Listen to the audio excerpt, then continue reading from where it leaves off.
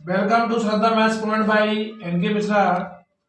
Now discuss today exercise 13.1 part 4. In this part, there are only two questions, question number 10 and question number 11.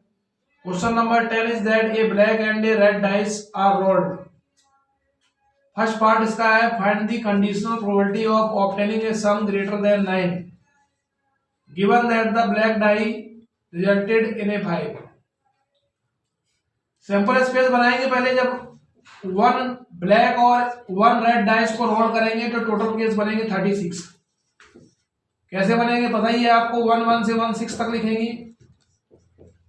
2 1 से 2 6 तक लिखेंगे, last में क्या लिखेंगे 6 1 से 6 6 तक। ये टोटल केस बनेंगे 36। केस 36 बनने के बाद कंडीशनल प्रोबेबिलिटी निकालनी है of obtaining A some greater than 9। तो उसके हम ए से इसको रिप्रेजेंट करेंगे। वो नंबर लिखने हैं जिनका सम करके 9 से ज्यादा है। तो यहाँ पे सम करेंगे तो 1 6 आ रहा है, यहाँ पे करेंगे तो 2 6 8 आ रहा है, 3 6 में करेंगे 3 6 तक 3 6 9 होता है। 4 वाई लाइन में पहुंचेंगे तो 4 5 का भी 9 होगा, पहला बनेगा 4 6, क्योंकि सम 9 से ग्रेटर होना चाहिए। 4 6 के बाद 5 1 का सम 6 हो रहा है, 5 2 5 3 5 4 5 5 लेंगे उसके बाद, क्योंकि 5 5 का ऐड करने पे 10 होना चाहिए, सम 9 से बड़ा होना चाहिए।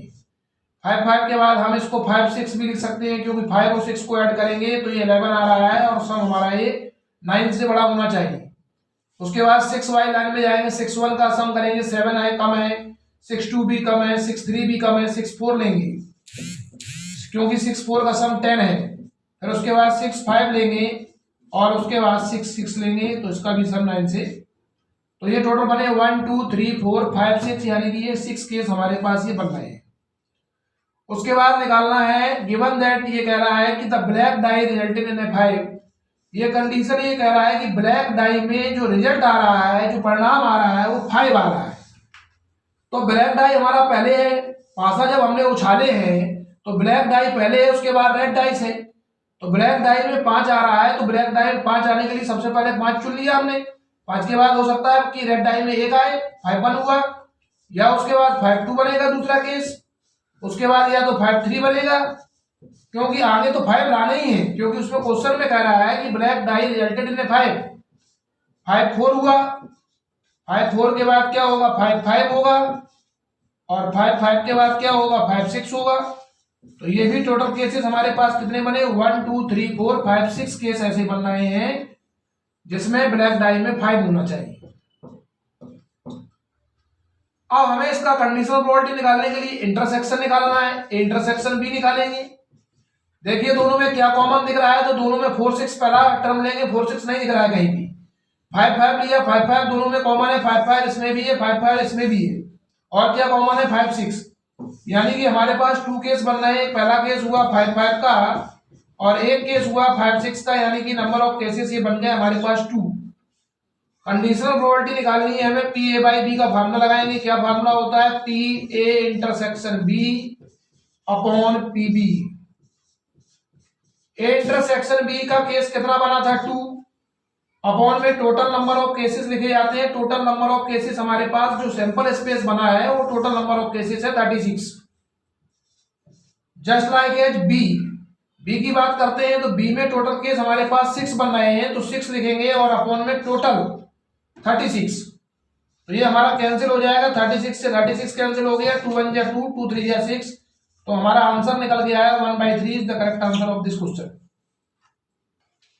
Now part B, find the conditional probability of obtaining the sum 8। Sum 8 होना चाहिए। तो सैंपल स्पेस तो पहले बता चुका हूं, 36 केस बने थे। सम 8 होना चाहिए, तो सम 8 के कौन कौन सी कंडीशन बनेगी, 2 नंबर का सम 8 होना चाहिए। तो पहला केस बनेगा 2 6, क्योंकि 2 6 8 होता है। 2 6 के बाद 3 5 होगा, 3 और 5 ऐड होता है 8 4 4, इसका भी सम 8 हो रहा है। उसके बाद 5 3, इसका मेथड भी क्या है, एक एक इसमें इंक्रीज करते जाइए, इधर डिक्रीज करते जाइए। 5 3 के बाद बनेगा 6 2, 7 नहीं ले सकते हैं क्योंकि पासे में 6 से ऊपर कोई डिजिट नहीं होता है। Given that the red die resulted in a number less than 4, और ये कह रहा है कि जो रेड डाई है उसमें नंबर 4 से कम है। रेड डाई हमारा बाद वाला है, नंबर उसमें 4 से कम है, तो यानी कि हमारा ये केस बन जाएगा 1 1। दूसरा केस बनेगा 1 2, 4 से कम है तो यानी कि 1 3। 4 नहीं ले सकते हैं इसलिए 1 4 नहीं लेंगे। फिर बनेगा हमारा 2 1, आगे के लिए कोई कंडीशन नहीं है। 2 2 और 2 3, 2 4 नहीं ले सकते हैं क्योंकि 4 नहीं लाना है। फिर क्या बनाएंगे 3 1, 3 2, 3 3। उसके बाद क्या बनेगा 4 1, 4 2, और उसके बाद बनेगा 4 3। उसके बाद क्या बनेगा 5 1, 5 2 और 5 3। इसके बाद क्या बनेगा 6 1, 6 2, 6 3। तो ये भी कंडीशन कंप्लीट हो गई, क्योंकि इस कंडीशन में कह रहा था कि red die resulted in number less than 4। तो देख सकते हैं कि रेड डाई बाद वाला है और इसमें नंबर 4 से हमने कम ही लिया है। 4 या 4 से ज्यादा नहीं लेना है, 4 से कम लेना है। तो ये सब नंबर 4 से कम है, तो लेस देन 4। अब हम निकालेंगे A intersection B. A intersection B में देखेंगे इन दोनों में कॉमन क्या दिख रहा है। 2 6 है तो 2 6 कहीं दिख रहा है, इसमें क्या नहीं दिख रहा है, इसलिए क्रॉस लगा दीजिए। 3 5 कहीं मिल रहा है क्या, नहीं मिल रहा है। 4 4 कहीं मिल रहा है क्या, नहीं मिल रहा है, हटा दीजिए। 5 3 मिल रहा है, हाँ 5 3 मिल रहा है। 6 2 मिल रहा है, 6 2 मिल रहा है। तो दो हमारे पास बने, एक तो बना 5 3, एक बना 6 2। तो ये केसेस कितने हुए हमारे पास 2। बी के केसेस हमारे पास टोटल कितने हुए 3 3 6 3 9 12 15 18, 3 6 18। और सैंपल स्पेस के केस हमारे पास 36 थे। उसके बाद हमें यहाँ पे फार्मूला कौन सा यूज करना है, पी ए इंटरसेक्शन बी वाला। और पी ए इंटरसेक्शन बी का फार्मूला क्या होता है, P A by B equal to P A intersection B upon P B, ये फार्मूला लगाना है। तो ए इंटरसेक्शन बी में हमारे पास कितना केस बना था 2। टोटल नंबर ऑफ केसेस नीचे लिखेंगे, टोटल नंबर ऑफ केसेस कितना है 36। उसके बाद बी वाला लिया है तो बी में टोटल केसेस कितने बने 18 अपॉन टोटल 36। 36 से 36 कैंसिल, 2 1 जा 2, 2 9 जा 18, 1 upon 9 is the correct answer of this question. Now question number 12, a fair die is rolled, consider events. E की वैल्यू क्या दी गई है 1 3 5, एफ में क्या आ रहा है 2 3, और जी में आ रहा है 2 3 4 5। फर्स्ट पार्ट है, हमें ई बाई एफ की प्रोबेबिलिटी निकालनी है। तो उसके लिए हम फार्मूला आपको पहले भी बता चुके हैं कि ई बाई एफ का अगर प्रोबेबिलिटी हमें फाइंड करना है तो इसका फार्मूला होगा probability of E intersection F upon probability of F. This is the formula of probability E by F. तो now we have to find E intersection F. E intersection F means common elements in both 1 3 5 elements of each 1 3 5 intersection elements of f is 2 3. Now what is the common? 3 is common, so E intersection f is 3. It means it has only one element. Now we have to find f, and f means 2 3. There are two elements in f, so this is 2 elements. Now applying formula P intersection f equal to P E by f equal to P intersection f means 1 upon total 1 2 3 4 5 बनेगा। Sample space जो बना है वो 1 2 3 4 5 बनेगा।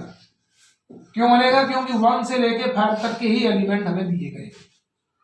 तो P intersection F निकाला तो 1 upon total के लिखे 5, total number of cases 5 upon में P F 2 upon 5, 5 5 cancel. Answer of this question is 1/2। to find probability of f by e,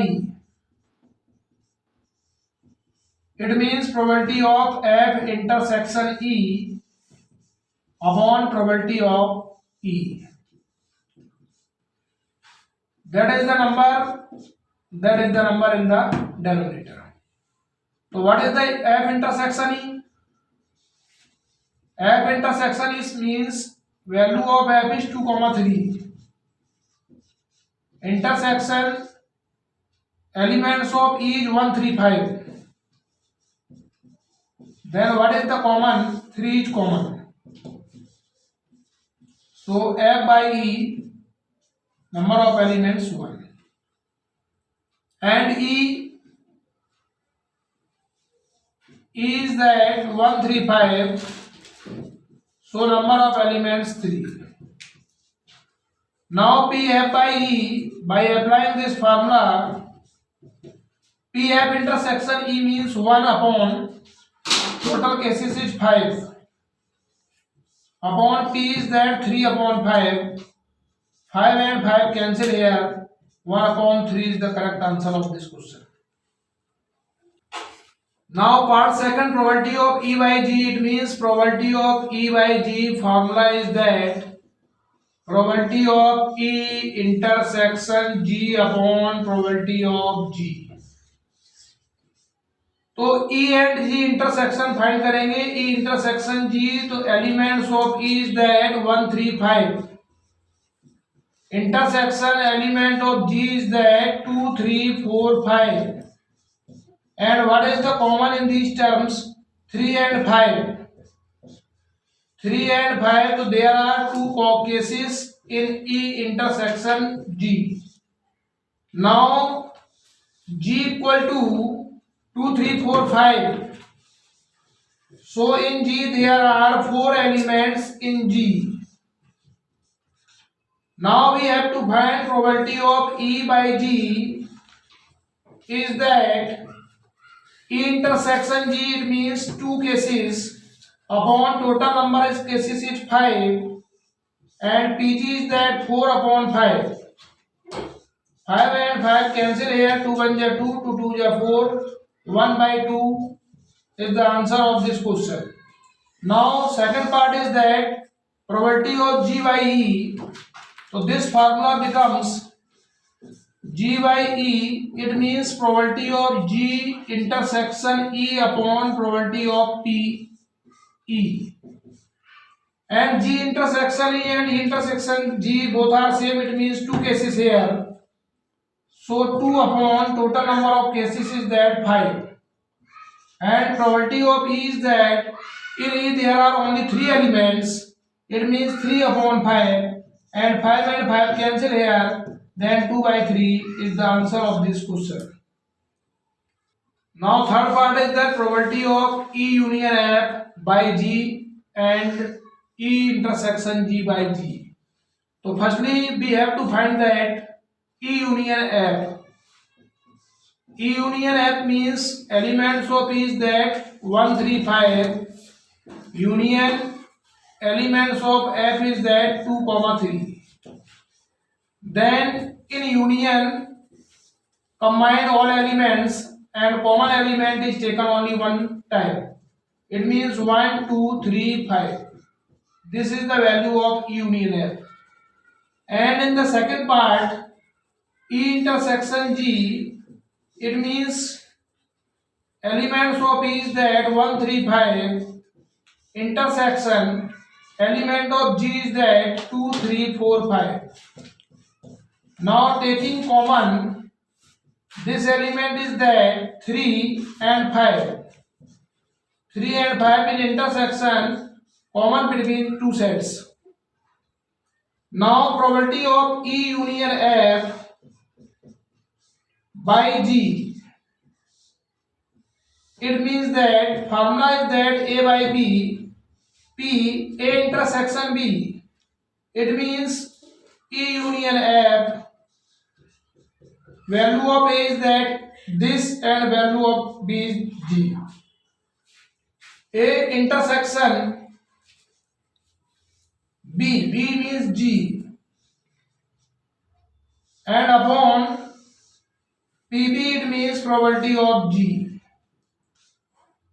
Now finding the value of E union F intersection G, E union F intersection G, and E union F means 1, 2, 3, 5.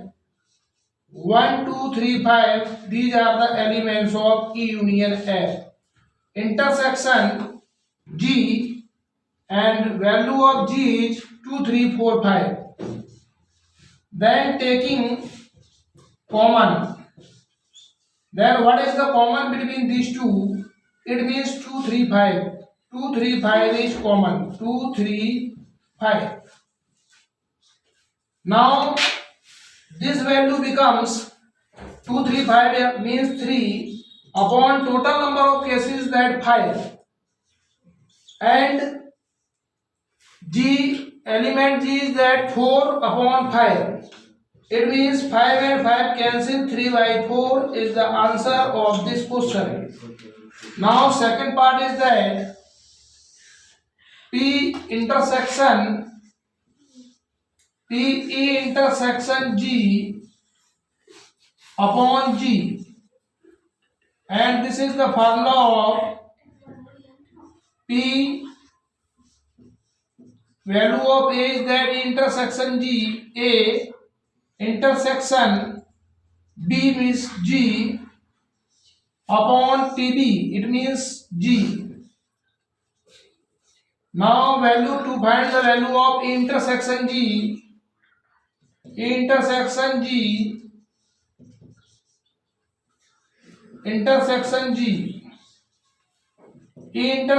G means 3 5. Intersection G means 2 3 4 5.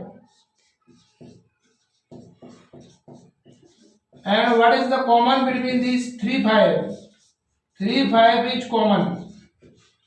So total number of cases is that 2. Now this value becomes 2 upon total cases is 5 upon G value, total cases in G is 4. 4 upon 5, 5 and 5 cancel, 2 1 ja 2, 2 2 ja 4, 1 by 2. Please like and subscribe my channel Shraddha Maths Point by NK Mishra. Thank you for watching my channel.